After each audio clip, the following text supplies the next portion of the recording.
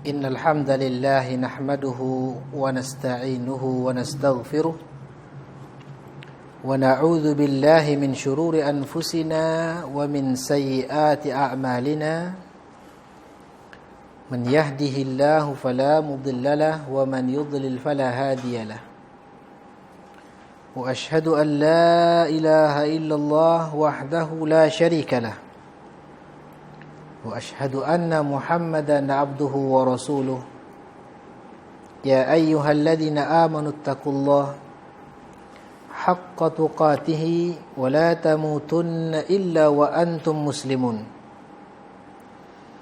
يا أيها الناس اعبدوا ربكم الذي خلقكم من نفس واحدة وخلق منها زوجها وبث منهما رجالا كثيرا ونساء واتقوا الله الذي تساءلون به والأرحام إن الله كان عليكم رقيبا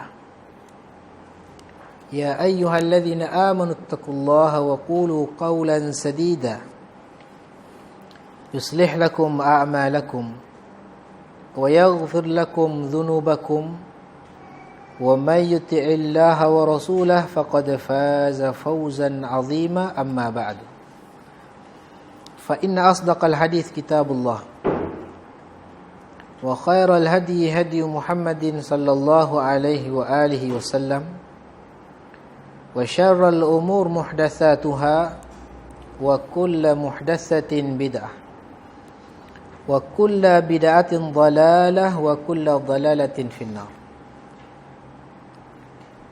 Yang dihormati, yang dikasihi hadirin dan hadirat, muslimin muslimat, ikhwatul iman yang dirahmati Allah sekalian. Kita bersyukur kepada Allah Subhanahu wa taala kerana pada pagi ini kita dapat berkumpul kembali untuk meneruskan pengajian kitab Khudh Aqidatak, ambillah akidahmu, minal kitabi was sunnati sahihah, daripada Al-Quran dan sunnah Nabi yang sahih.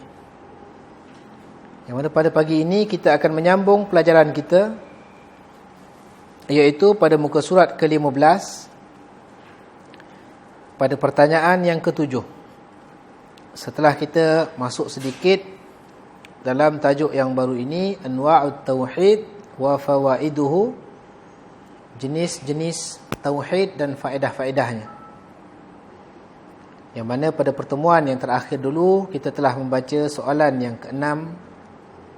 Mengapa Allah Subhanahu wa taala mengutuskan para rasul? Maka jawapan dia tidak lain untuk mengajak manusia agar mengibadahi Allah semata-mata, dan pada masa yang sama menolak syirik daripada Allah Subhanahu wa taala. Maka pada hari ini kita akan melihat soalan yang ke-7, ma huwa tauhidur rabbi? Apakah yang dimaksudkan?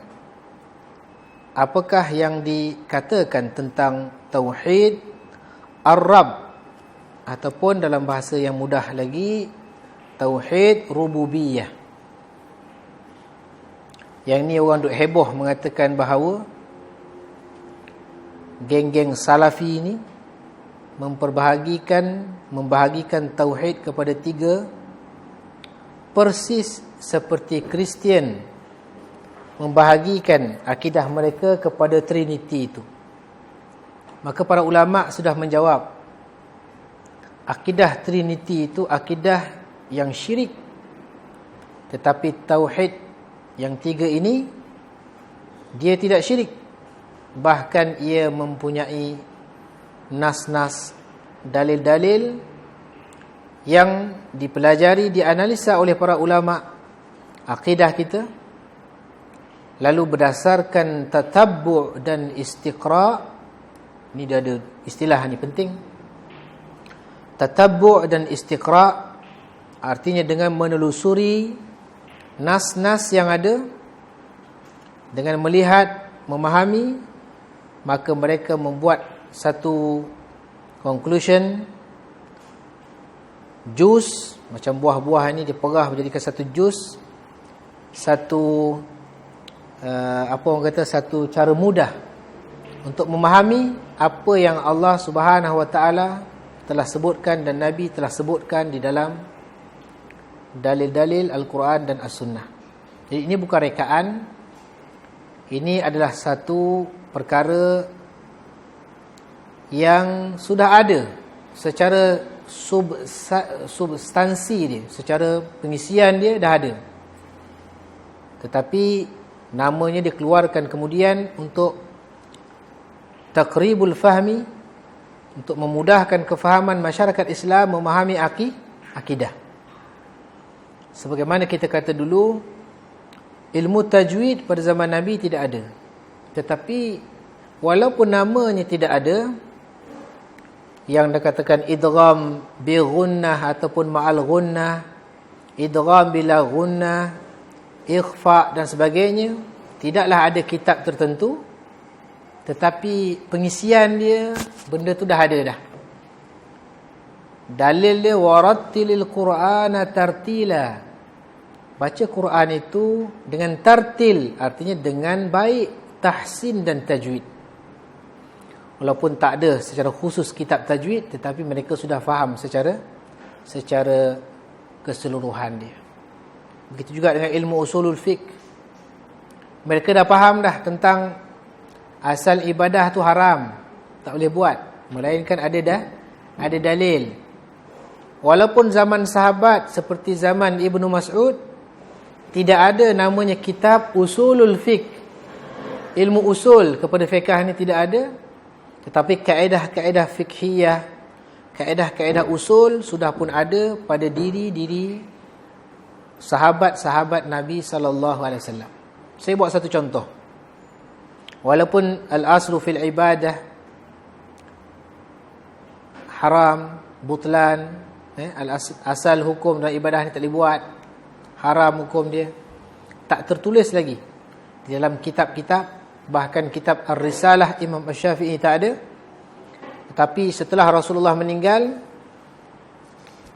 adalah kelompok-kelompok manusia ni menunggu waktu solat. Bila menunggu waktu solat, maka adalah komandan tu kata, marilah kita berzikir Allahu Akbar 100 kali. Yarhamukumullah, mudah-mudahan Allah merahmati kita, merahmati kamu. Maka mereka pun dengan komandan berzikir. Datang sahabat Nabi yang lain, melihat ada benda baru di dalam masjid. Maka dia nak ingkari pun nampak macam baik, tak ingkari pun tak pernah ada zaman Nabi. Dia pun pening juga. Maka bergegaslah sahabat ini pergi ke rumah Ibn Mas'ud.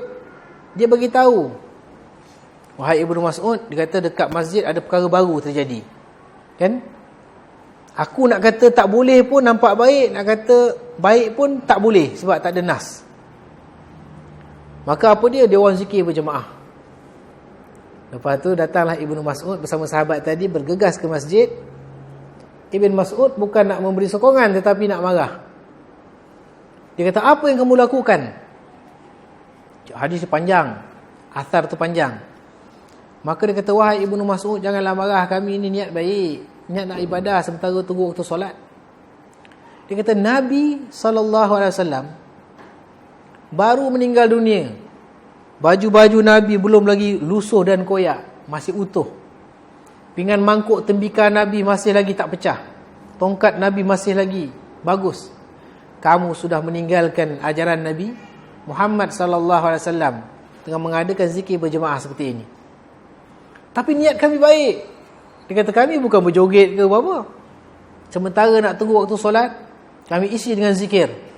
Maka Ibn Mas'ud mengatakan dengan tinta emas perkataan itu, kam min muridin lil khair lan yusibah. Ini saya nak tulis perkataan dekat sini. Bahasa Arab dia.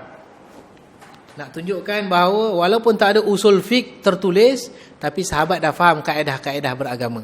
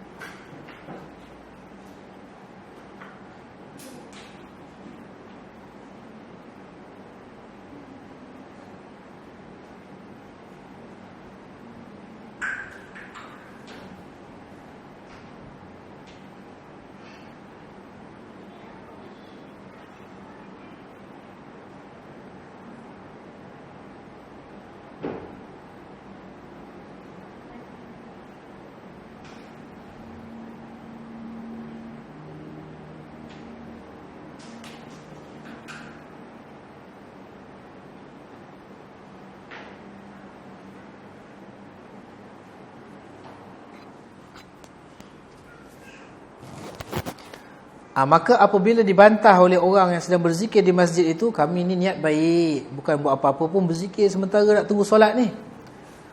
Maka Ibn Mas'ud mengatakan dalam ayatnya yang begitu masyhur, yang perlu ditulis dengan tinta emas, dia kata, kam min muridin lil khair, berapa banyak orang yang menginginkan kebaikan, lan yusibah, akan tetapi dia tak sampai kepada kebaikan, ataupun dia tidak mendapatkan kebaikan itu. Kam min muridin lil khair, ramai orang yang nakkan kebaikan, macam awak ni lah, dia kata, dalam masjid ni berzikir ramai, ada komandan, lan yusibah, akan tetapi dia tidak mendapatkan kebaikan itu, kerana ia jelas-jelas bertentangan dengan apa yang ditunjukkan oleh Nabi Muhammad sallallahu alaihi wasallam, dan bertentangan dengan kaedah kita beragama, beribadah. Asal hukum suatu ibadah itu tidak boleh buat, haram, hukum dia batal, melainkan mesti ada dalil yang menyuruh kita. Bukankah ada dalil menyuruh kita berzikir? Betul, tetapi tersangkut pula kepada kaifiat itu Nabi tak tunjukkan, maka tidak boleh kita melakukan sesuatu yang di luar daripada apa yang Nabi terangkan, Nabi tinggalkan, Nabi tunjukkan kepada kita. Maka oleh kerana itu, niat yang baik tidak menghalalkan cara, tidak menghalalkan matlamat kita. Maka sebab itu kita katakan begitu juga dengan pembahagian akidah tauhid kepada rububiyah ini, kepada uluhiyah dan seterusnya. Memang tidak ada satu dalil yang khusus Nabi kata begitu, Allah kata begitu, tetapi melalui tatabbu' dan istiqra', analisa dalil, pemahaman dia, maka para ulama merumuskan, meringkaskan, juskan bahawa inilah dia jenis-jenis akidah yang disebut oleh Allah dan Rasulnya di dalam Al-Quran dan Sunnah. Dan untuk memudahkan manusia ini memahami akidah ini, maka dirumuskanlah nama-nama ini berdasarkan dalil-dalil yang ada. Walaupun pada zaman Nabi tidak ada nama-nama ini, tetapi secara pengisiannya sudah pun ada, sebagaimana ilmu tajwid tadi dan sebagainya yang lain. Jadi soalan kita di sini, apakah yang dimaksudkan dengan tauhid rububiyah? Maka dijawab oleh Syekh Muhammad Jamil Zainu, maksud dia tauhiduhu bi af'alihi kal khalqi wat tadbir wa ghairihima. Tauhid rububiyah ini adalah mentauhidkan segala perbuatannya, perbuatan Allah Subhanahu wa taala, mengesakan Allah dalam segala perbuatannya.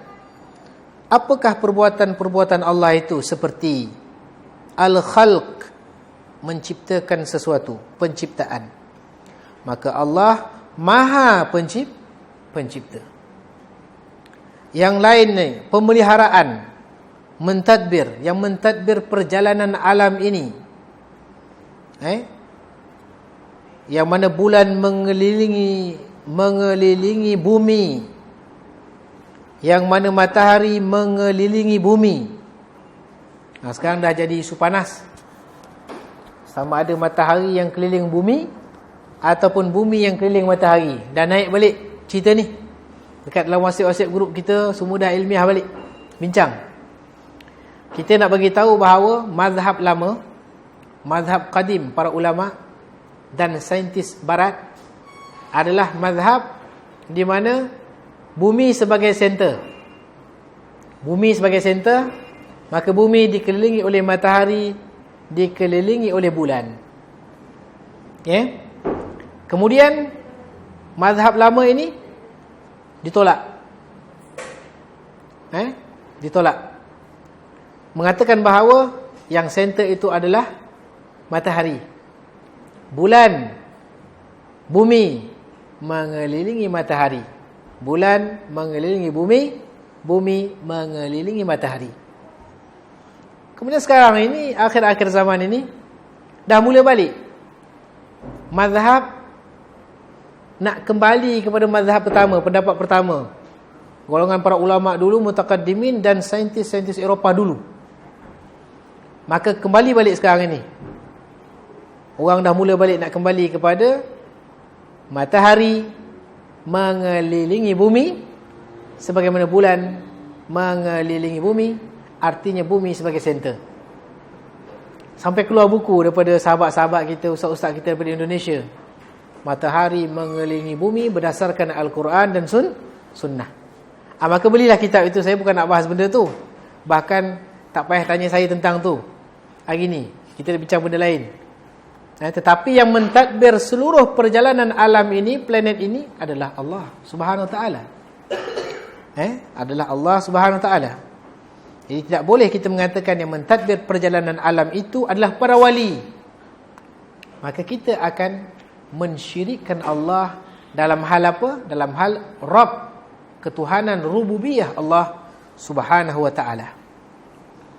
Kalau kita kata para wali yang menjaga kutub selatan dan kutub utara, artinya itu sudah mencampuri urusan pentadbiran Allah, maka dia sudah menjadi syirik dalam rububiyah Allah Subhanahu Wa Taala. Begitu juga kalau orang pergi kat kubur, dia nak minta anak, sedangkan anak ini penciptaan hak mutlak Allah. Wahai Tok Syekh, aku tak ada anak, bagilah aku anak. Maka dia sudah melakukan syirik. Yang pertama dalam rububiyah Allah Subhanahu Wa Taala, dan kedua syirik nanti dalam doa, dalam uluhiyah kepada Allah Subhanahu Wa Taala. Jadi sebab itu pembahagian ini dibuat oleh para ulama, dirumuskan oleh para ulama untuk memudahkan kita faham bagaimana boleh berlakunya syirik dalam masalah ini, bagaimana seseorang itu dikatakan beriman. Maka ini amat penting. Bukanlah orang yang belajar sifat ataupun tauhid 3 ini akan menjadi seperti Kristian. Tidak, sama sekali. Ini adalah satu tuduhan yang penuh dengan fitnah. Qala Allah Ta'ala, Allah Subhanahu Wa Ta'ala berfirman di dalam Al-Quran Al-Karim, dalam surah yang kita baca paling kurang 17 kali kan setiap hari, iaitu solat wajib kita. Subuh 2 rakaat, Zuhur 4 lagi, 3, 4 lagi, jadi 17. Maka sesuatu yang kita baca adalah Alhamdulillahi Rabbil Alamin. Maka surah Al-Fatihah, surah yang pertama pada ayat kedua itu, dalam satu pendapat Alhamdulillah Rabbil Alamin adalah ayat yang kedua. Dalam satu pendapat Al-Fatihah itu bermula daripada Alhamdulillah Rabbil Alamin, itu ayat yang pertama. Ada khilaf di kalangan para ulama dalam ilmu tafsir, boleh dilihat. Apapun bismillah tetap dibaca sesuai dengan apa yang Nabi buat di dalam hadis-hadis dan di dalam sunnah-sunnahnya. Cuma sebagaimana yang ditarjihkan, ditahqiqkan oleh Al-Imam Ibn Al-Qayyim Al-Jauziyah dalam kitabnya Zadul Ma'ad, sunnahnya bagi kita dalam solat ini membaca Al-Fatihah disirkan bismillahnya. Kemudian sekali-sekali bolehlah kita menjaharkan bacaan bismillah sesuai dengan hadis jalur daripada Abu Hurairah radhiyallahu anhu. Artinya menggabungkan semua hadis. Tapi hadis yang biasa Nabi buat, sunnah dia, bismillah baca sir, perlahan, bismillah. Alhamdulillahi Rabbil Alamin, itu baca kuat. Sekali-sekali kita kuatkan bismillahnya. Maka kita bincang tadi, Alhamdulillah ni ada khilaf apakah di ayat pertama ataupun tidak. Memang ulama' terbagi dua. Ala kulli hal, Alhamdulillahi, segala puji hanya milik Allah, semuanya milik Allah. Siapa Allah itu? Rabbil Alamin, pentadbir keseluruhan alam ini, semesta alam. Alam itu kalau mufrad singular dia al-alam, pendek. Kalau dua, al-alamani. Kalau banyak, kita kata plural dia, al-alamuna ataupun al-alamina. Jadi banyak alam ini. Alam ruh, alam malaikah, alam kubur, alam dunia, barzakh, alam akhirat. Setiap alam itu Tuhannya tidak ada yang lain melainkan Allah sebagai Rabb pentadbirnya.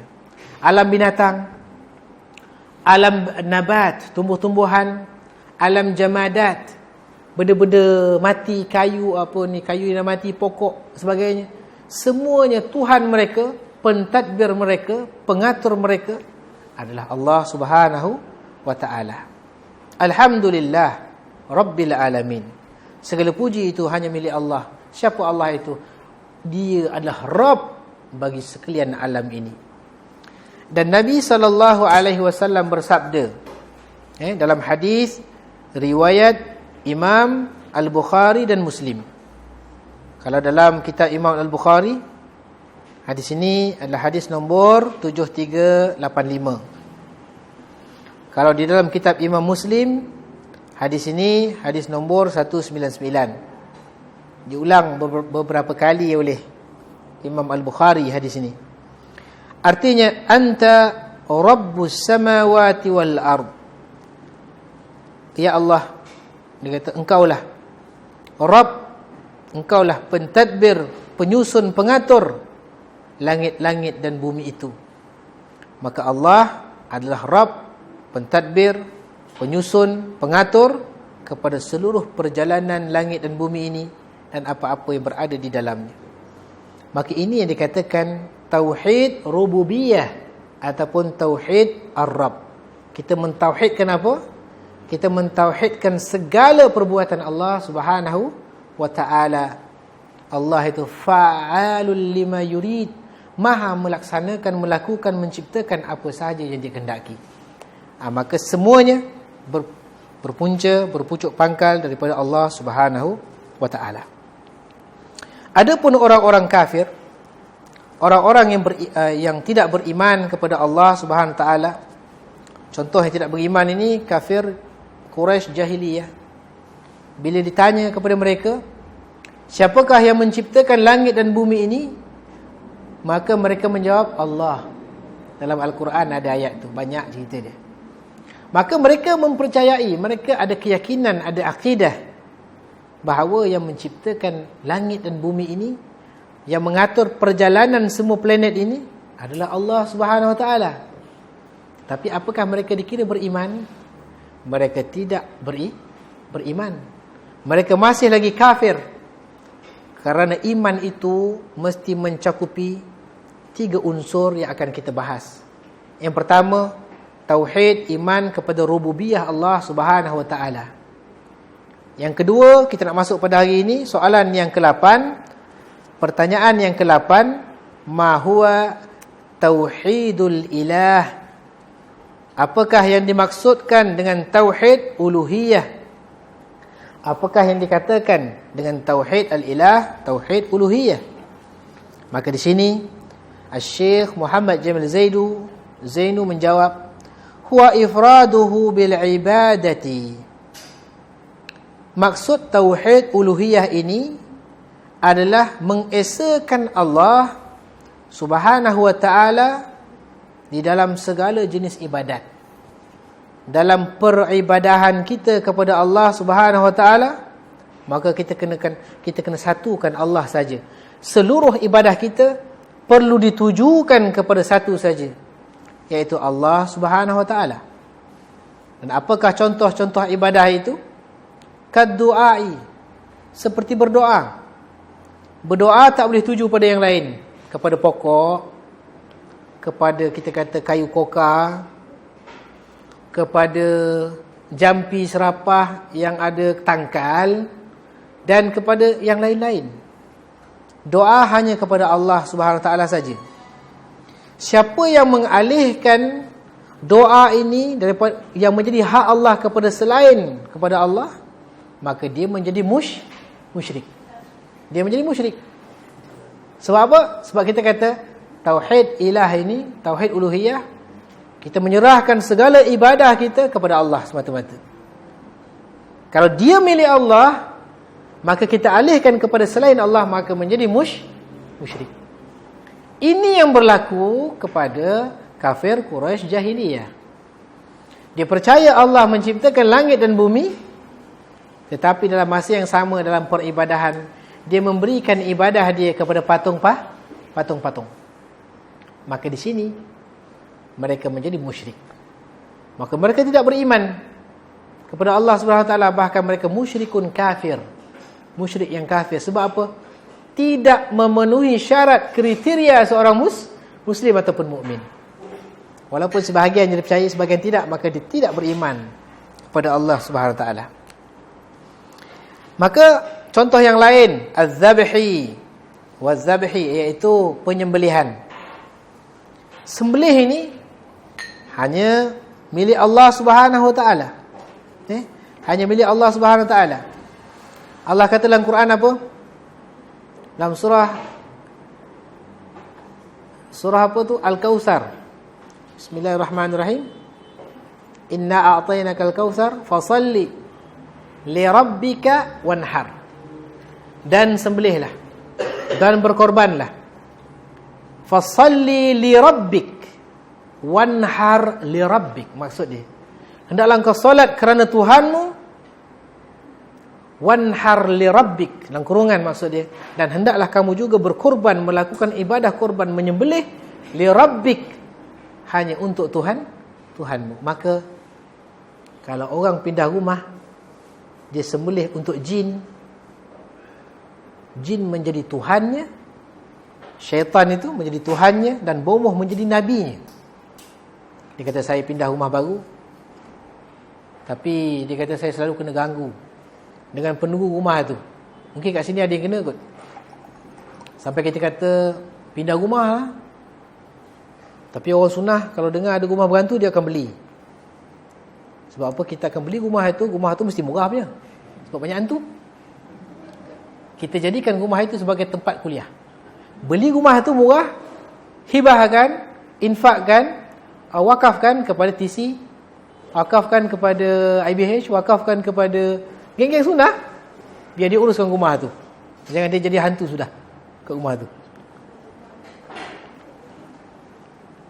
Saya dengar banyak orang tinggalkan rumah berhantu ni. Bila rumah dah berhantu, rumah baru, ialah kawasan tu kawasan hutan. Bila kawasan hutan ni, rumah kosong, kawasan kosong ni, jin pun bertendang lah kat situ, kan? Berkampung dia. Kita pun buat rumah, pinggan jalan sendiri, gelas jalan sendiri, lampu terbuka sendiri, mati sendiri, gas hilang sendiri.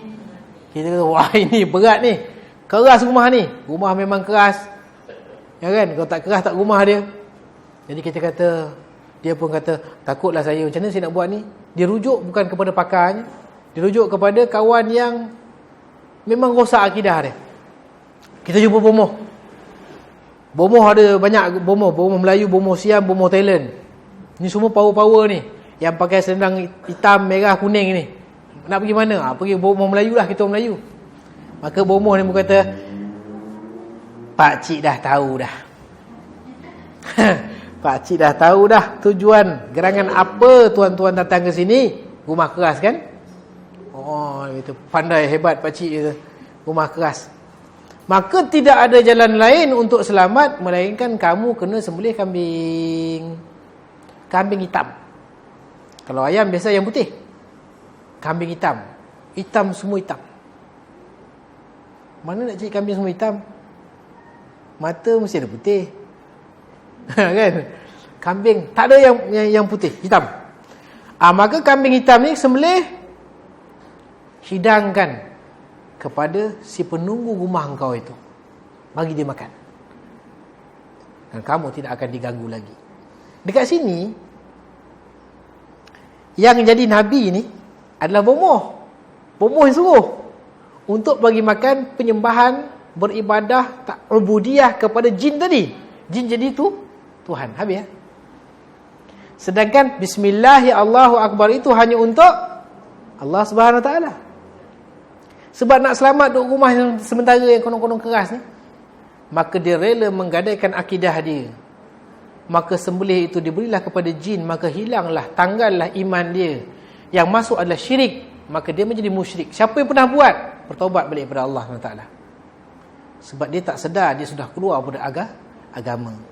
Kalau dia tak tahu, ma'zurlah insya-Allah, mungkin diampunkanlah oleh Allah, tak tahu benda tu syirik rupanya. Tapi mustahil. Sebab benda itu sesuatu yang maklum minad darurah, yang orang Islam mesti tahu. Orang Islam mesti tahu bahawa itu syirik. Solat wajib, kan, puasa wajib, dia mesti tahu sebenarnya. Syirik tak boleh.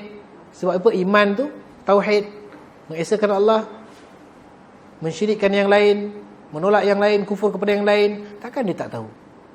Maka mudah-mudahan Allah mengampunkan dosa dia. Dia bertaubat sebelum dia menghembuskan nafas yang terakhir.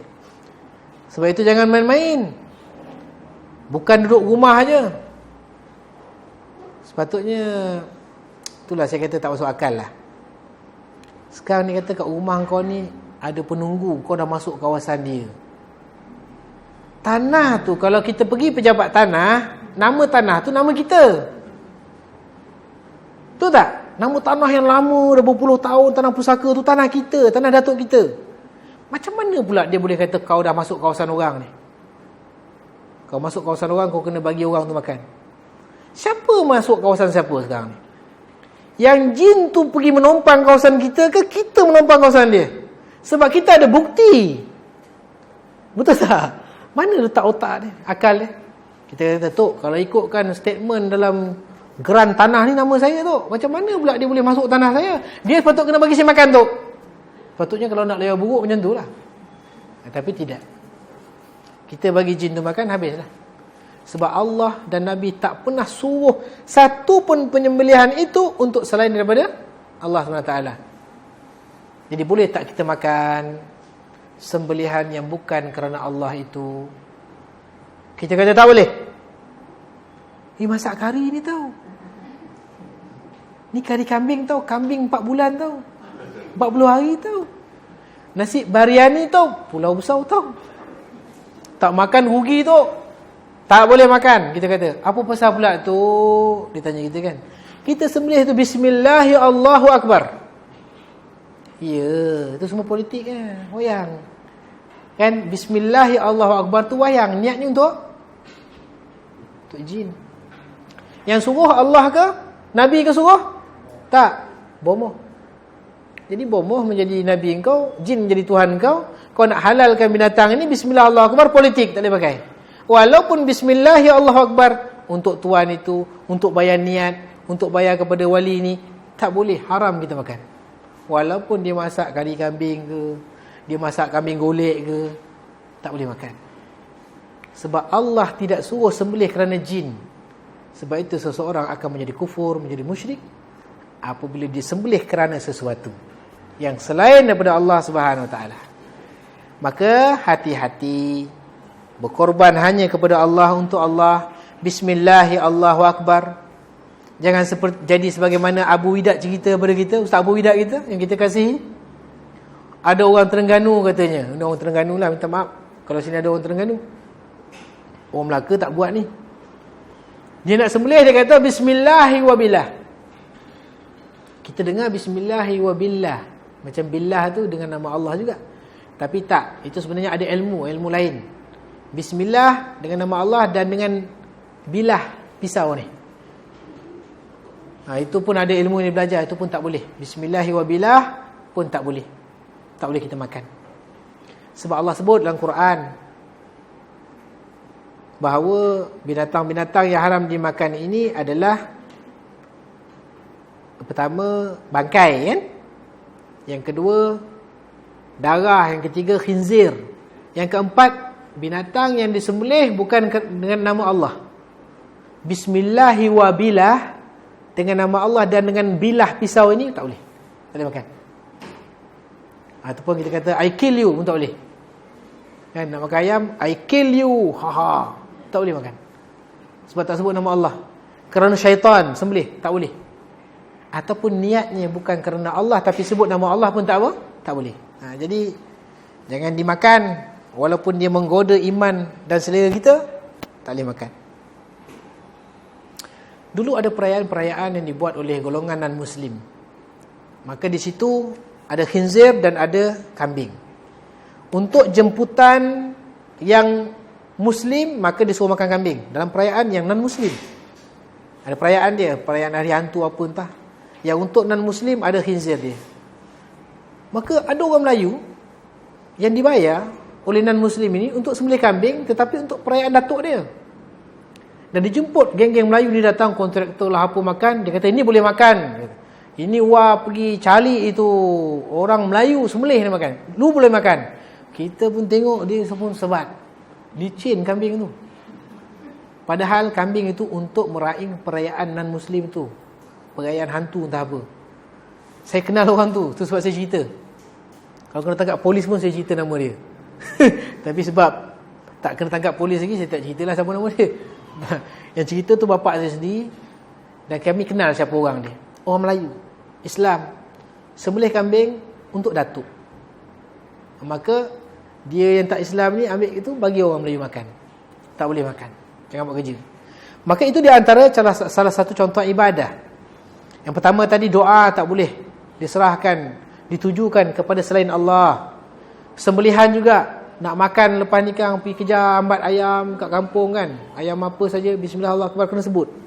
Walaupun nak makan sesaja, tetapi itu merupakan ibadah kita. Bismillah ya Allah Akbar, kena.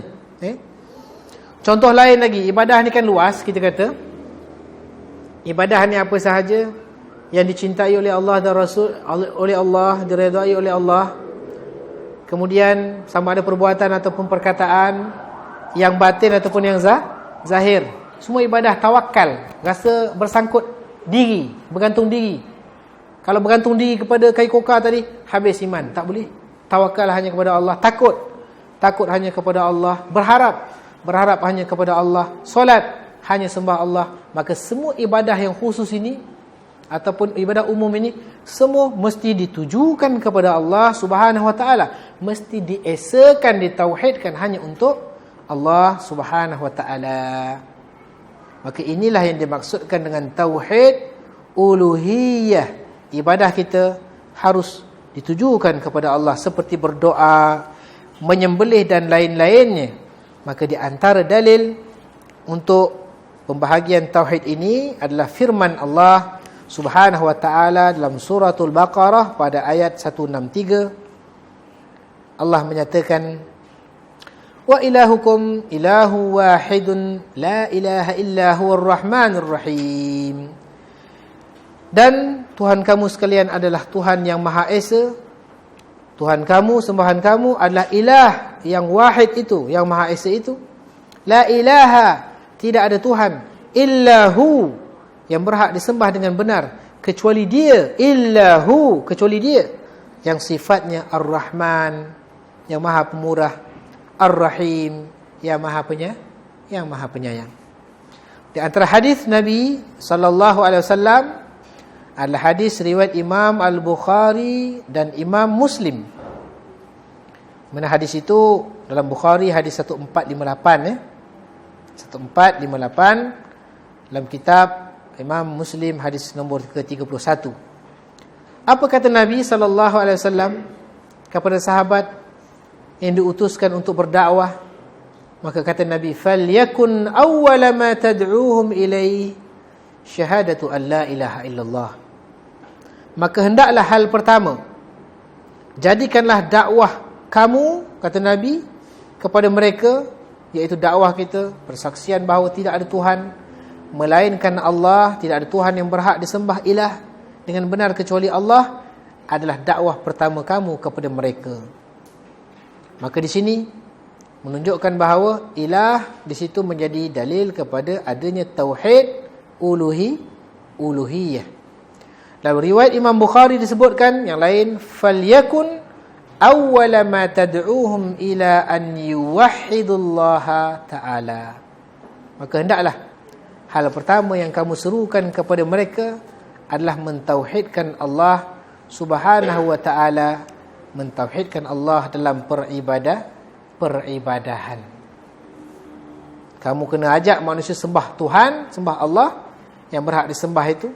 Tidak ada lain yang berhak disembah kecuali Dia. Sembahlah Dia semata-mata dalam seluruh ibadah kita, sama ada solat, sama ada zakat kita, sama ada doa kita, sama ada saum kita, puasa kita, haji kita, hanya kepada Allah Subhanahu wa ta'ala. Maka inilah dia jenis tauhid yang kedua. Yang pertama apa tadi? Tauhid rububiyah. Yang kedua tauhid uluhiyah.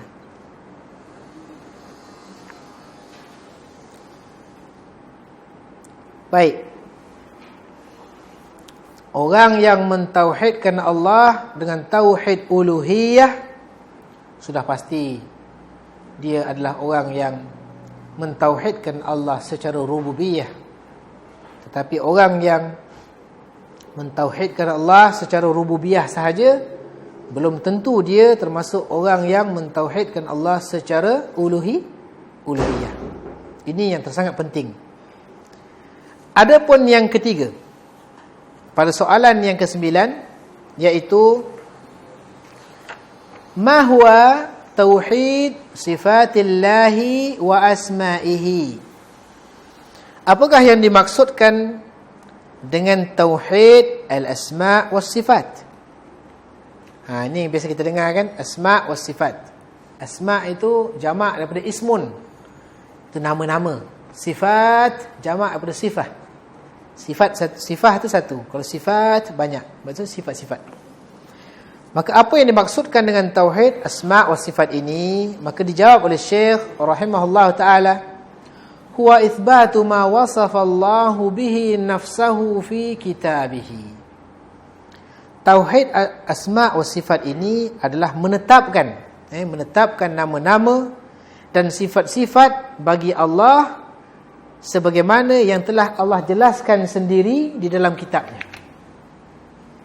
Allah kata Allah ni Ar-Rahman, Ar-Rahim, Al-Malikul Quddus, As-Salam, Al-Muhaimin, Al-Mu'min. Maka kita kena tetapkan Allah itu sebagaimana dia tetapkan untuk dirinya. Ataupun wasafahu rasuluhu sallallahu alaihi wasallam fi ahadithihi as-sahihah ala al-haqiqah. Menetapkan apa sahaja yang disifatkan, yang ditetapkan oleh Rasul sallallahu alaihi wasallam dalam hadis-hadis baginda sallallahu alaihi wasallam yang sahih-sahih secara hakikat dia, secara hakikat dia. Jadi maksud tauhid asma' wa sifat ini adalah menetapkan nama-nama dan sifat-sifat bagi Allah yang telah Allah sendiri jelaskan di dalam kitabnya atau dijelaskan oleh Rasulnya sallallahu alaihi wasallam dalam hadis-hadis yang sahih. Yang mana penetapan itu dalam akidah kita Ahlussunnah wal Jamaah, dalam akidah pegangan salaf, sesuai dengan hakikatnya, tanpa adanya, kata para ulama, bila ta'wil, tanpa adanya ta'wil. Ta'wil artinya mengubah makna. Kalimah itu satu kalimah, kita ubah makna dia dengan tafsir yang lain. Ta'wil itu tafsir, ubah makna dengan makna yang lain. Kemudian tidak adanya tamthil wala tamthil. Tidak boleh kita menyerupakan Allah Subhanahu wa taala dengan makhluk. Bila Allah sebut ini namaku, ini sifatku, maka kita katakan ini sifat seperti sifat manusia lah. Tak boleh. Jangan kita tamthilkan, serupakan dengan manusia. Yang ketiga, wala ta'tilin. Tidak boleh kita ta'til. Kita menghapuskan makna dia. Menghapuskan makna dia.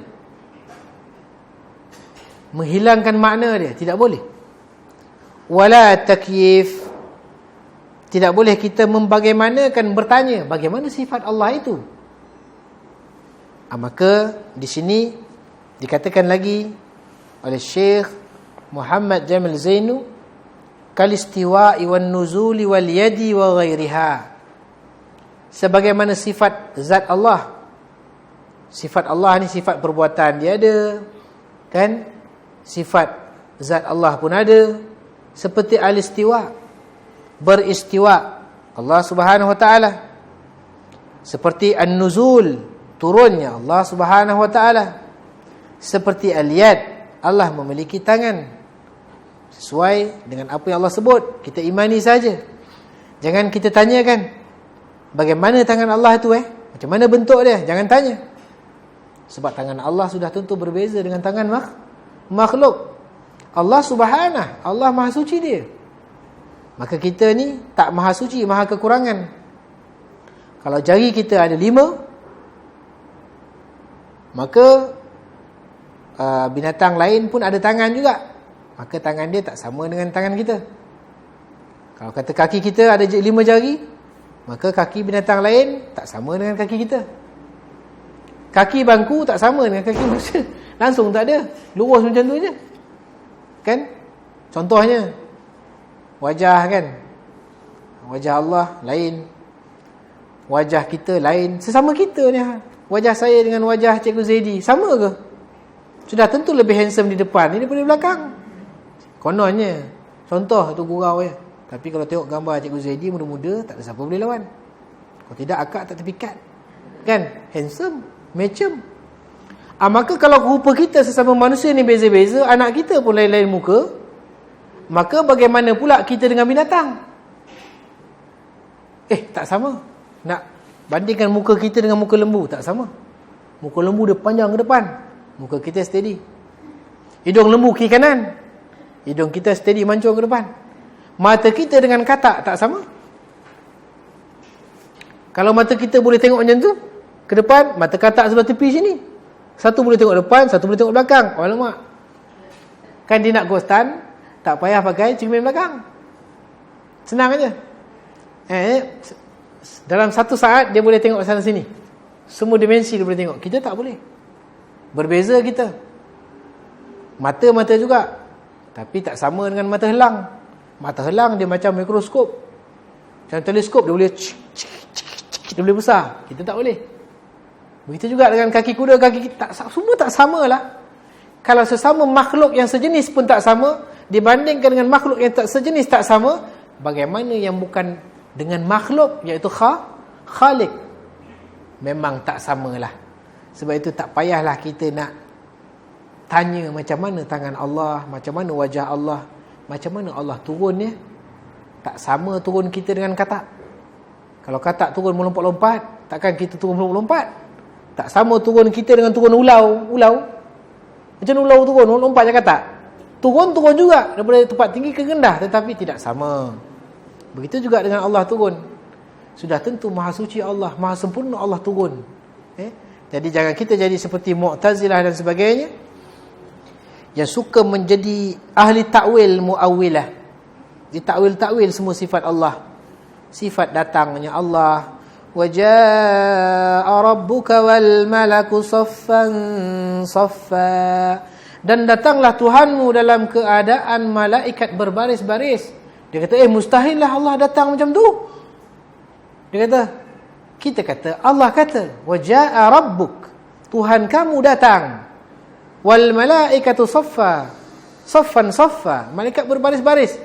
Dia tergambar sebagaimana Datuk Najib datang dan ditunggu oleh perbarisan tentera. Dia kata tak mungkin begitu. Sebab apa? Dia sudah ada akidah musyabbihah, akidah mujassimah, menjisimkan dan menyerupakan Allah dengan makhluk. Dia dah ada dulu. Allah datang begitu. Sebab itu dia mentakwil, dia ta'til sifat Allah itu. Dia kata tidak, bukan Allah yang datang, tetapi yang datang adalah amrullah, titah perintah Allah yang datang. Itu Mu'tazilah, Asy'ariyah. Tak Allah turun, nanti kita baca hadis tu, tak mungkin Allah yang turun. Sebab turun naik ni perbuatan manusia. Turun naik ni perbuatan manusia. Maka Allah tidak turun. Yang turun itu apa? Rahmatullahi. Rahmat Allah itu yang turun pada sepertiga malam terakhir. Takwil lagi. Inilah dia kerja Mu'tazilah dan Asy'ariyah. Akhirnya dia menjadikan akidah itu, apa nama dia? Benda yang tak bergerak lah. Benda yang bergerak tak bergerak. Apa nama istilah dia, saya pun tak ingat lah. Jadi Tuhan kepada Mu'tazilah itu Tuhan yang tidak bergerak. Tuhan Mu'tazilah itu Tuhan yang tidak segala-galanya lah. Itu dia. Jadi kita tidak.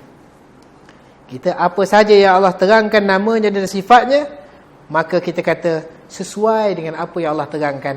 Kaifiatnya jangan ditanya, jangan ditakwil, biarkan ia berlaku begitu saja. Amiruha kama ja'at.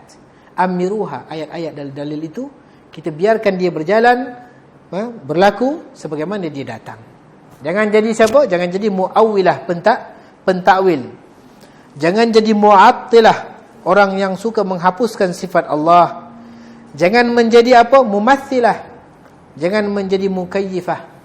membagaimanakan Allah Subhanahu wa taala. Itu nama dia tauhid asma' wa sifat. Tauhid asma' wa sifat. Allah sebut, kita sebut. Allah tak sebut, kita tak sebut.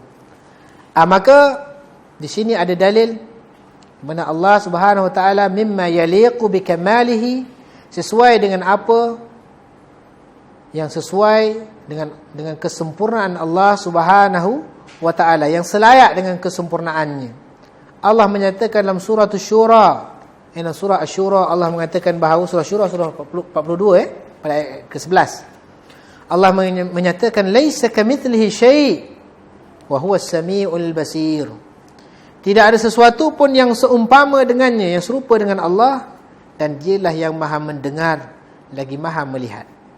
Kata guru saya dulu ketika saya belajar akidah ini di Yaman, kata guru saya Syekh Yasir At-Tuwaiti Al-Ibbi Al-Yamani, dia kata ayat ini memukul dua kelompok.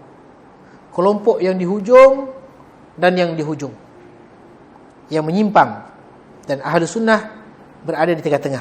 Ayat ini memukul kelompok apa? Kelompok Mu'attilah. Kelompok Mu'attilah yang menghapuskan sifat-sifat Allah ini, dia kerana nak mensucikan Allah ini, maka dia terpaksa menghapuskan sifat-sifat Allah itu. Itu nama dia siapa? Mu'attilah. Kerana terlalu sangat nak mensucikan Allah, jadi dia menghapuskan sifat-sifat Allah itu. Dan yang kedua, golongan yang suka menyerupakan Allah dengan makhluk, iaitu golongan musyabbihah. Kata Allah ada sifat. Macam ni tangan Allah, macam ni lah. Ini melampau ni. Allah kata yadullah ma'al jamaah. Dia kata tangan Allah tu macam mana tuan? Macam ni lah. Macam ni lah tangan Allah. Tak boleh. Yang satu kelompok lagi pula melampau dalam mensucikan Allah. Allah ada tangan. Tak ada. Mana Allah ada tangan? Kalau kita kata Allah ada tangan dah macam manusia. Maka kita kata tangan itu adalah kekuatan. Al-quwwah wal-qudrah. Kekuatan dan kemampuan. Maka Allah tak ada tangan. Allah tak ada tangan. Di samping kerana saking ni bahasa Indonesia lah. Ni program bahasa Indonesia ni tak hilang lagi lah. Saking ni kerana terlalu amat ingin mensucikan Allah sampai mereka mu'attilah, menghapuskan sifat Allah. Hulat. Tak ada. Allah tak ada tangan, Allah tak ada wajah, Allah tak turun, Allah tak ini, Allah tak datang. Jadi dia potong semua sifat Allah SWT. Itu golongan yang menyimpang, yang hujung sekali itu melampau batas.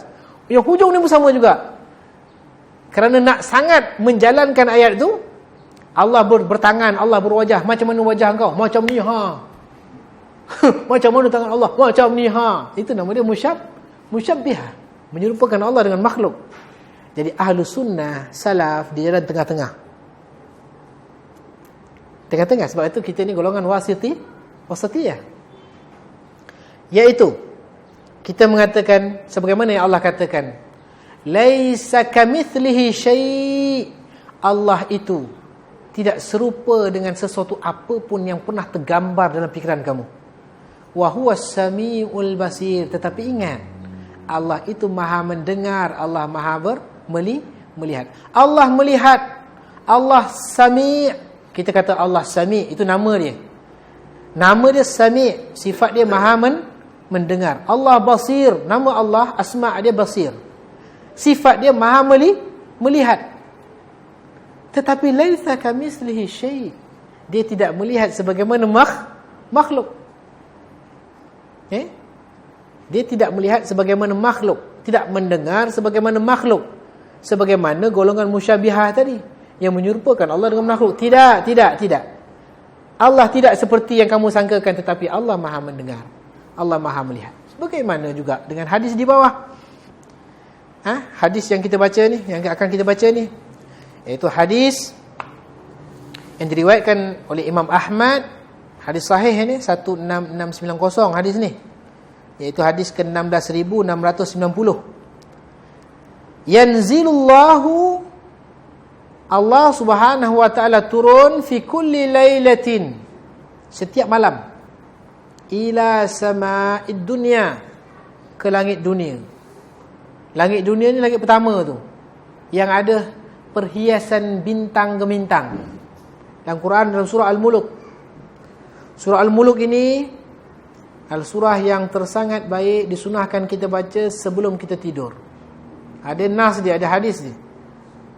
Hari itu Al-Fadil, Al-Ustaz, Ustaz kita, Ustaz sunnah kita, siapa dia? Sulaiman Nubah, yang akan datang jadi panelis pada hari Ahad yang akan datang. Bukan Ahad besok, Ahad yang satu lagi. Dalam memperbincangkan tentang solat kan. Ada banyak khilaf pendapat apa semua. Nanti dia akan jawablah insya-Allah bersama Abu Umar Sulaiman Idris hafizahumallahu taala, yang mana akan dimoderatorkan oleh Ustaz Reza. Datang ramai-ramai, bawa anak cucu dengar. Kita nak perbahasan sunnah, bukan perbahasan dengan mazhab sempit ataupun taklid, tidak. Nas, kita akan bincang benda tu. Saya tak dapat, saya di KL masa tu. Jadi dalam buku yang ditulis oleh Al-Fadil Al-Ustaz Sulaiman Nubah, dia ada buat buku itu, buku tentang Al-Quran. Maka dibawakan surah Al-Muluk. Surah itu hadisnya dihasankan oleh Syekh Al-Albani. Bacalah setiap malam sebelum tidur ni. Baca surah Al-Muluk, kerana dia akan memberi syafaat kepada kita, menyelamatkan kita daripada seksaan kubur, daripada azab kubur. Baca. Mudah-mudahan Allah akan menyelamatkan kita daripada seksaan kubur. Baca. Baik. Jadi dalam surah Al-Muluk boleh kita baca ayat tu. Jadi saya nak bacakan hadis ini. Innallaha yanzilullahu fi kulli lailatin ila sama'id dunya. Allah Subhanahu wa taala turun ke langit dunia. Turun ke langit dunia setiap malam. Setiap malam. Langit dunia ni langit yang ada hiasan bintang-bintang. Yang mana dalam surah Al-Muluk tadi Allah kata walaqad zayyana as-samaa'a ad-dunya bimasabiha wa ja'alnaha rujuman lisyayatin. Maksudnya walaqad zayyana as-samaa'a ad-dunya. Sesungguhnya langit dunia ni yang pertama tu, yang tak habis kita terokai tu, kami hiasi dengan zinah. Zinah pakai H belakang dia, bukan zina-zina tu. Artinya perhiasan bintang gemintang, planet-planet yang cantik waktu malam kita lihat. Sekarang ni lah malam-malam jelas kita lihat. Cantik. Pancaran cahaya-cahaya matahari itu. Kami hiasi bintang-bintang itu, langit itu. Waja'alnaha, dan bintang-bintang itu kami jadikan dia rujuman, artinya perejam kepada lisyayatin, kepada syaitan-syaitan yang suka mencuri wahyu. Sebab itu syaitan ni dia jin kan. Jin tu tak samalah dia dengan kita. Maddah dia punya unsur dia. Kalau maddah kita pada tanah, maddah dia unsur dia daripada api. Dan dia boleh bergerak cepat. Sap-sup, turun naik begitu cepat. Cuba mencuri wahyu daripada langit. Sebab itu bomoh ini, dia kalau cakap 100, satu yang betul. Sebab dulu pernah dapat curi wahyu. Tapi 99 salah, jangan percaya. Sebab itu Allah, Nabi mensyirikkan orang yang jumpa bomoh ini. Sebab apa? Dia ada kerjasama lah dengan si syaitan ini, yang kafir ini, mencuri wahyu. Maka apabila dia naik ke langit, maka dengan rujum itu, dengan taik-taik bintang itu yang pergi itu dia merejam, mencederakan syaitan-syaitan yang mencuri wahyu itu. Maka di sini Allah kata Allah turun ke langit dunia. Langit dunia ni langit mana? Langit yang pertama tu. Langit yang paling bawah sekali yang kita tengok tu. Yang jaraknya 500 tahun perjalanan. Hebat tu. Jadi bila orang kata orang putih pergi bulan, kita pun percaya. Jauh tu bulan tu. Untuk terokai kehidupan baru, untuk masa depan, beyond 2000. Dulu kan ada filem, kita pun tengok beyond lah. Orang putih kata dia boleh sampai ke bulan. Allah kata kamu tidak akan sampai melainkan dengan kekuatan. Kita tak ada kekuatan tu. Dan perkara ni dibongkar. Orang putih kata dia sampai ke bulan nak tunjukkan bahawa mereka menguasai dunia dunia sebenarnya. Itu propaganda sebenarnya. Sampai masuk dalam buku teks kita. Langit dunia ni kan, ada bulan, ada bintang, ada matahari semua. Kita kata yang pernah sampai ke bulan adalah Armstrong tu. Dengan dia punya Apollo 3, Apollo 2. Jadi kita pun percaya. Masa tu zaman gambar hitam putih. Tetapi mereka yang mengatakan bahawa di bulan itu tidak ada udara, kedap udara, maka gambar yang dirakam itu, dia punya bendera dia, flag dia berkibar. Berkibar kan? Gambar yang berada sebelah Armstrong itu berkibar. Dia kata, kamu kata tidak ada udara, kamu juga yang keluarkan teori itu, tapi kenapa teori itu kamu langgar? Itu satu. Kenapa ada udara di situ? Yang kedua apa?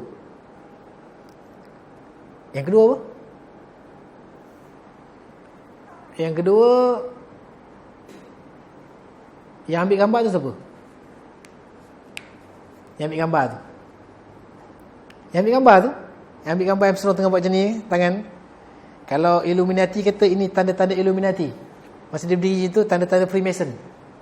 Tanda-tanda Freemason. Kemudian, jarak di antara bumi dan bulan dikira, dihitung, dan bahan bakar yang digunakan oleh pesawat itu, kalau dikira tak sampai. Dan bagaimana dia boleh patah balik ke bumi, tak sampai minyak itu. Sampai sekarang persoalan-persoalan itu tidak mampu dijawab. Rusia, Jerman, Jepun, China dan sebagainya hantar dia punya saintis, dia punya astronot, dia naik ke atas, semua gagal. Tetapi kenapa Amerika boleh sampai yang ketiga, dan dia tak boleh ulang benda tu untuk kali kedua, ketiga, keempat, kelima, keenam, ketujuh, ke-8 pada zaman-zaman milenium ini. Yang lebih hebat pada zaman 60-an dulu, yang dia orang boleh sampai, kenapa zaman ni tak boleh sampai? Banyak sebenarnya persoalan-persoalan yang tidak mampu dijawab dalam hal langit yang pertama ni. Sebab itu semua propaganda. Ada ustaz-ustaz di Indonesia dulu, saya ingat lagi, dia berkhutbah, dia kata, kita masih ditakut lama, masih membicarakan talqin bid'ah ataupun tidak bid'ah, bismillah itu sunnah ataupun jahar itu sunnah, yang ini bid'ah ataupun tidak, maulid itu boleh ataupun tidak, sesungguhnya orang sudah sampai ke bulan. Kita masih ditakut lama. Dia tak tahu, dia pun kena bohong, ustaz. Itu dia. Cerita bohong. Jangan percaya benda tu.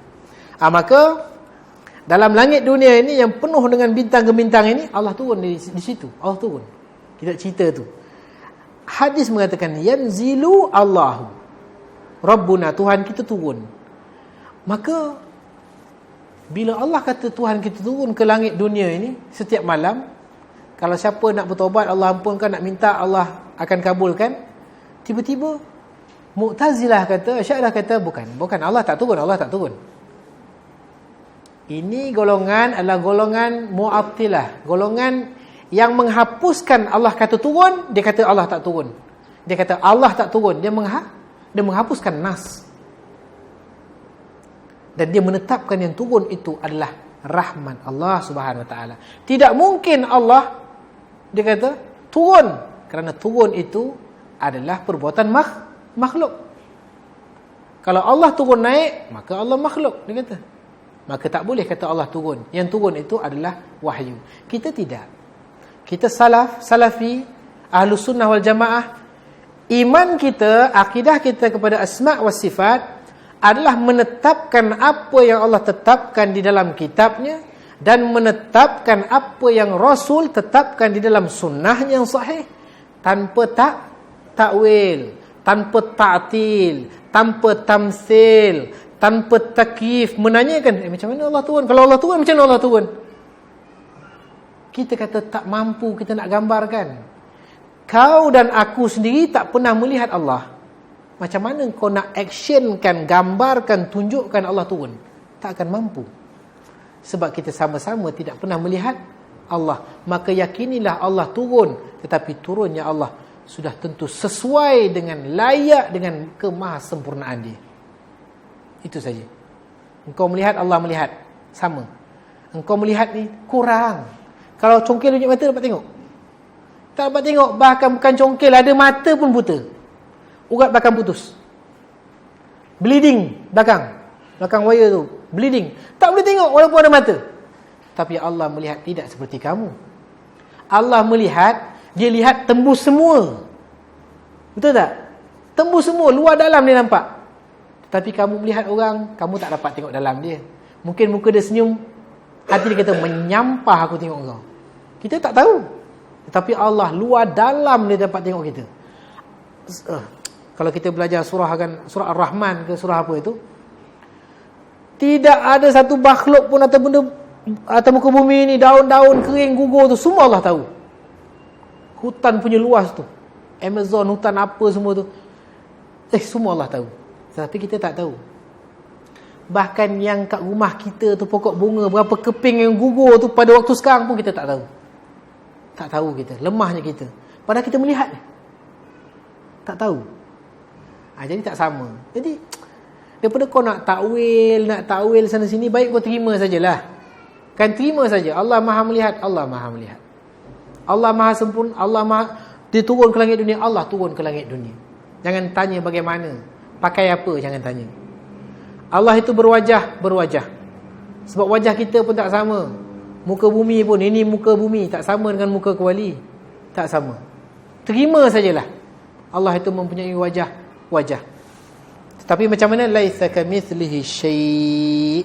Allah itu tidak sama dengan apa sahaja yang pernah kamu tengok dan terlintas dalam hati kamu. Tetapi dia tetap turun, dia tetap memiliki wajah, dia tetap memiliki tangan, dia tetap memiliki penglihatan, dia tetap memiliki pendengaran dia, dan seterusnya. Maka itulah kita Ahlus Sunnah wal Jamaah. Jangan jadi Mu'attilah. Bila kita jadi Mu'attilah, kita menghapuskan sifat Allah, sebagaimana geng-geng Asy'ariyah dan Maturidiyah dan Mu'tazilah, dia menghapuskan sifat Allah itu dengan cara menakwilkan dengan bentuk yang lain. Maka kita tidak. Allah Sami'. Allah Basir. Allah Yanzil. Allah lahu wajh. Allah ada wajah. Sudah. Jangan kita nak jadi pandai, nak jadi terror pula. Tak pernah tengok Allah, kita pandai-pandai cerita. Mereka cerita Allah macam ni, Allah macam ni. Tak adalah, Allah kata tak ada. Kita jangan ambil zahirnya. Allah kata Allah, tapi tangan itu, ini belajar tak habis ni. Tangan itu artinya kuasa. Wajah itu artinya keredaan dia. Ada. Itu jangan. Maka sekali lagi kita katakan bahawa Allah Subhanahu Wa Taala turun ke langit dunia setiap malam sesuai dengan kemahasucian dia, kesempurnaan dia. Di sini dikatakan yanzilu nuzulan yaliqu bijalalihi. Allah turun dengan cara yang sesuai, dengan layak bagi kesempurnaan dia. La yushbihu ahadan min makhluqatihi. Dan tidak sama turunnya Allah itu, tidak sama menyerupai makhluknya, tidak sama sekali. Maka insya-Allah mungkin untuk hari ini sampai di sini saja. Kalau ada siapa-siapa nak tambah, siapa-siapa nak berbincang, saya buka perbincangan ini. InsyaAllah nanti akan ada lagi perjumpaan kita. Tunggu kita punya jadual. Saya nak cerita khas tentang Al-Asma' Al-Husna itu. Lepas tu baru kita akan bacakan soalan yang seterusnya. InsyaAllah. Ingatkan saya, nanti lupa pula. Ada perbincangan khas tentang Al-Asma' Allah itu, Al-Husna itu. Baik, sebelum kita masuk pada soalan yang ke-10 muka surat 17 itu. Baik. Wallahu a'lam.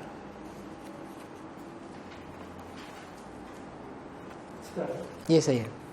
Penjelasan sedikit sebab daripada kita lihat Asmaul Husna, semua nama-nama Allah adalah sifat Allah. Jadi macam mana yang boleh golongan yang Mu'tazilah tak faham dalam perkara asma itu adalah sifat? Dia masalah dia berpunca daripada manhaj yang tak jelas tau. Apabila mereka meninggalkan manhaj sahabat ni, maka dia ambil mazhab ataupun manhaj, metod daripada Plato, daripada Greek Yunani ni, Aristotle. Maka ini sebenarnya mengubah otak dia, mentakwil-takwil ni. Ini sebenarnya bermula pada manhaj pemikiran. Itu yang rosak. Kalau kita tak ada masalah. Macam sahabat. Bila Allah kata, Allah bernama sekian, Allah bersifat sekian, dia orang terima. Setiap nama menghasilkan sifat. Tetapi tidak setiap sifat itu nama Allah. Itu semua diterima oleh zaman salaf dulu. Mudah. Kalau Allah kata Allah basir, namanya basir. Namanya Ar-Rahman, namanya Ar-Rahim, Al-Malik, Al-Quddus, As-Salam, sampai habis. Kita kata itu nama Allah. Dan setiap nama Allah mengandungi sifat. Macam Ar-Rahman, Ar-Rahim. Maka itu nama Allah. Boleh berdoa dengan dia, Ya Rahman, Ya Rahim. Boleh panggil dia begitu. Menggantikan nama Allah boleh. Ya Allah boleh, Ya Rahman boleh. Kita seru nama dia. Dan Ar-Rahman dan Ar-Rahim, dia mengandungi sifat, iaitu rahmat, yang maha belas kasihan. Tetapi dalam akidah kita para sahabat, tidak semua yang dikatakan sifat itu nama Allah Subhanahu Wa Taala. Seperti Allahu yaghdab. Allah tu marah. Marah tu kan sifat. Betul tak? Suka, marah, benci, gembira, kan sifat tu, sifat. Maka tidak semua sifat itu menjadi nama Allah. Wahai yang maha pemarah. Tak boleh. Kita apa sifat Allah? Allah ini ghadban. Allah ini maha pemarah. Allah ghadab. Memang betul. Allah ghadab. Wa ba'u bi ghadabin ala ghadab. Dalam surah Al-Baqarah. Dan kembalilah mereka orang-orang yang tak beriman ni, yang suka langgar arahan Nabi ni, orang Yahudi ni, ghadaban ala ghadab, dalam keadaan Allah marah pada dia, Allah murka pada dia, dan di atas kemurkaan Allah lagi. Maksudnya Allah marah dan marah. Kita kata sifat Allah, Allah marah. Tetapi kita tidak boleh mengatakan Allah namanya pemarah. Tak boleh. Maka ini satu benda yang sebenarnya simple saja difahami. Sebab perbahasan sifat lebih luas daripada nama. Nama itu taklah seluas sifat. Tetapi ingat, setiap nama menghasilkan sifat. Tetapi tidak setiap sifat Allah menghasilkan nama. Ini diambil daripada salaf-salaf dulu. Bukan senang lagi. Tapi kita ni tak ada manhaj akidah salaf. Jadi kita pun tak nak berapa nak faham benda ni. Kan? Kita kata Allah ni yadun, ada tangan. Ya, kita, tapi tak, bukan tangan lah. Susah sangat dia nak terima benda tu. Sebab apa? Manhaj akidah, fikrah dia tak jelas. Dia tidak menerima perjalanan salaf itu, yang diketuai oleh Nabi sendiri dan para sahabat, tabi'in dan tabi'in. Nak ambil falsafah, nak bincang masalah asma' wa sifat Allah, nak bincang tentang Allah menggunakan pemahaman Greek, Yunan kuno itu, memang tak boleh lah. Tak jumpa Allah itu. Tak jumpa Allah itu, tak kenal siapa Allah itu. Jadi Allah yang tidak bergerak. Tuhan yang tidak bergerak. Tuhan yang tak ada wajah, Tuhan yang tak ada tangan, Tuhan yang tak ada itu, Tuhan tak ada ini, semua. Jadi remove. Dia nak menjadikan akidah Yunan ni, orang putih falsafah ni, dia kata apa? Nak jadikan Tuhan dia, God dia, remove, yang tak gerak-gerak. Kan pening kita tu kan? Eloklah kalau bincang masalah ketuhanan ni, panggil Ustaz Asri Sabri. Dia tengah ambil masa tentang akidah sekarang ni. Dia kalau kupas, insya-Allah. Jangan lupa tu, ATC minta Ustaz Asri Sabri kupas. Ni tentang Mu'tazilah, tentang Syairah, tentang geng-geng Mu'awwilah, Mu'attilah ni. Memang itu dia punya perbahasan dia. Dia punya kemahiran dia, Asri Sabri. Ataupun ustaz-ustaz lain yang ada PhD, master tentang akidah, jemput. Dia lebih jelas lagi penggunaan istilah dia. Kita ni tak ada, kita ni general saja. Dia dia. Tapi yang pilih Dewan Islam, kita tengok dia berumah, angkat tangan. Melawan fitrah. benda tu fitrah. Itu sebab benda ni dah dijawab oleh golongan salaf kan. Jadi kita kata Syekh Imam Abdul Hasan Al-Ash'ari dah jawab benda ni dalam kitab Al-Ibanah. Bukan memaparkan dalil-dalil nakli saja, dalil akli sekali pun. Fitrah kita tengok kalau berdoa mesti nak angkat tangan ke atas. Sebab apa? Fitrah kita begitu Allah di. Nanti kita akan bahas nanti pertemuan seterusnya di mana Allah itu. Dia kata tak ada, Allah itu di mana-mana. Apa itu? Perbuatan kau dengan akidah kau tak sama. Kalau macam tu pergilah minta, ya Allah, ya Allah, tolong aku, ya Allah, ya Allah, tolong. Tak ada pula. Sebab apa? Keyakinan dia dengan perbuatan dia pun tak sama. Ni apa jenis orang dalam dengan luar tak sama ni? Jawab sendiri. Kau pula Allah ada tapi tak tempat. Ini masalah. Subhanallah. Allah wujud. Allah wujud min duni makan fi kulli makan. Allah wujud tak bertempat. Allah wujud, Allah di mana-mana. Tak ke macam satu benda yang susah kita nak terima, sedangkan akidah tu satu benda yang simple. Jadi insya-Allah nanti kita bahas lagi. Yang penting kena rajin lah datang. Rajin datang, bawa anak sepupu sepapat, cucu cicit datang biar dia dengar. Dia bising sini pun tak apa. Dia bising suruh masa ni depan suruh bercakap pula. Tak apa, bawa budak-budak kecil tu. Mana anak-anak saya berkurung ni? Lepas tu kena keluar ni. Salah tarbiyah ni. Okey, kalau ada apa-apa lagi? Okey.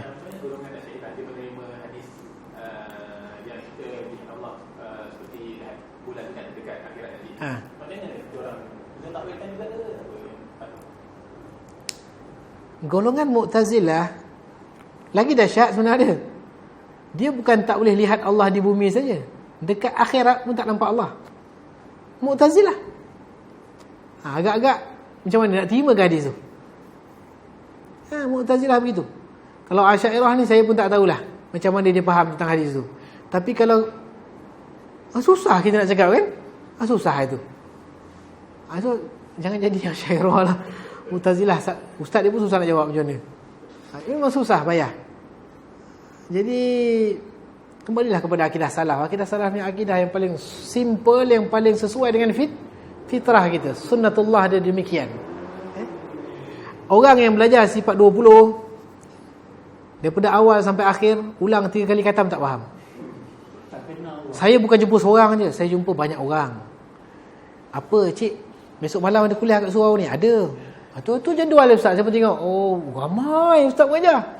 Dia kata tu ustaz yang mengajar akidah tu, bagus tu, akidah tauhid tu. Dia pakai kitab apa? Dia pakai kitab Aqidatun Najin. Wah, saya kata parah ni. Aqidatun Najin. Dah habis dah? Dah habis dah, khatam dah. Ulang balik, panggil ustaz lain. Faham? Tak faham satu pun ustaz. Janggut dah putih dah orang tua tu. Saya kata kenapa tak faham? Entahlah bahasa dia bukan bahasa lama Tok Kong Tonggek dulu. Susah nak faham. Bahasa dia betul penguraian ustaz. Semua ilmu kalam. Semua tu ilmu kalam. Imam Asy-Syafi'i paling benci ilmu kalam. Sebat dia, naikkan di atas kenderaan, sebat dia dengan pelepah kurma ataupun selipar. Arak dia keliling kampung, katakan inilah balasan orang yang meninggalkan Al-Quran dan sunnah, pergi kepada ilmu kalam. Manusia menjadi bodoh, kata Imam Asy-Syafi'i, makna dia. Manusia menjadi bodoh disebabkan meninggalkan kalam Arab ini, Al-Quran dan sunnah, pergi kepada kalam Aristo. Itu kalam siapa? Kalam orang-orang Greek Yunan, ahli-ahli falsafah dia. Sebab itu orang menjadi bodoh akan kewujudan Allah Subhanahu Wa Taala, akan sifat Allah ini. Mudah-mudahan Allah tak menjadikan kita bodoh sebagai bodohnya golongan itu. Jahil, bodohlah terjemahan dia. Jadi saya rasa cukuplah sampai di sini. InsyaAllah kita sambung lagi pada hari-hari yang mendatang. Tapi apa-apa pun kuliah kita ramaikan menjadi satu, orang kata, sunnah hasanah. Sunnah hasanah. Man sanna sunnatan hasanatan fil Islam lahu ajruhu wa ajru man amila biha ba'dah. Barang siapa yang melakukan satu sunnah yang baik, iaitu sunnah yang baik ini menghidupkan ilmu majlis agama, satu sunnah yang baik, maka besok dia tak ada pun, ada orang masih lagi ikut sunnah yang baik, ada kuliah sunnah lah, dia pun pergi, dia bawa cucu dia, bawa sepupu sepapak dia. Orang yang mulakan ajak dia tu akan terus mendapat pahala dia. Ajak anak bini kita, isteri kita, orang rumah kita, ipar kita, jom ada kuliah. Mudah-mudahan Allah memberikan hidayah kepada kita semua. Mudah-mudahan Allah mengampunkan dosa kita semua. Mudah-mudahan Allah menambahkan ilmu dan pemahaman yang sahih. Lalu Allah menambahkan amal ibadah yang baik, yang saleh. Lalu Allah memasukkan kita ke syurga bersama Nabi-Nya. Dan kita melihat wajah Allah yang tidak ada taranya, yang sangat indah berbanding dengan semuanya. Amin rabbal alamin.